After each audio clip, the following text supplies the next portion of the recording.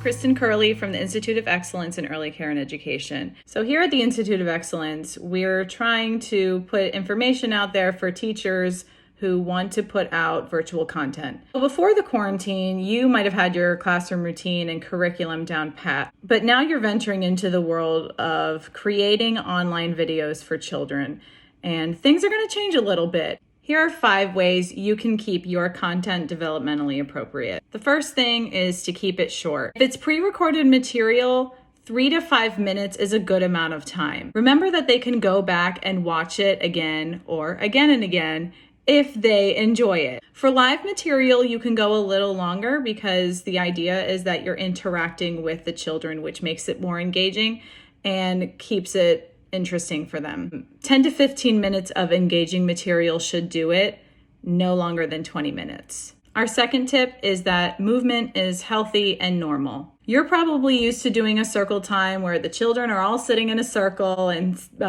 sitting and paying attention to you. But now that you're online, if you're doing live videos, you might see children getting up, wandering around, and you might be thinking, oh no, what am I doing wrong? Actually, children moving is both normal and developmentally appropriate, especially for young children. Keep your content lively and interesting.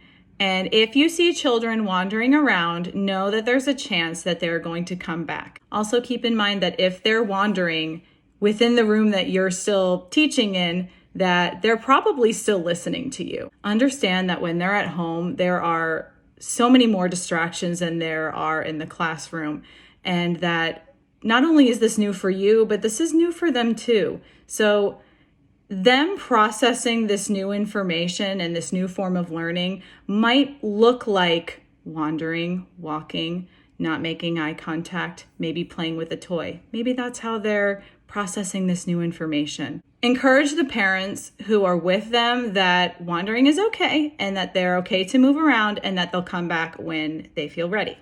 Speaking of parents, tip 3 is to encourage parents and guardians to watch the online content with their children. In fact, it would be ideal if your role in the whole thing was facilitator, instructing the parents on what to do and say with the content that you're putting out there.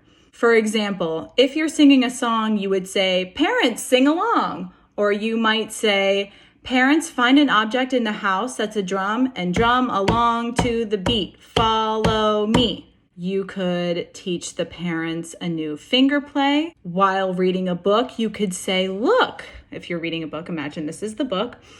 Look, here's an apple. Parents, take a moment to remind your children of the last experience that you had with an apple. Acknowledge the children, of course, but also encourage the parents to be active participants and a really helpful resource in your online videos. Another helpful benefit of having the parents present while you're teaching is they might see the content that you're teaching and build upon it later. Tip 4 is to encourage output from the children. With whatever content you're putting out there, try your best to make it that they can participate in that content.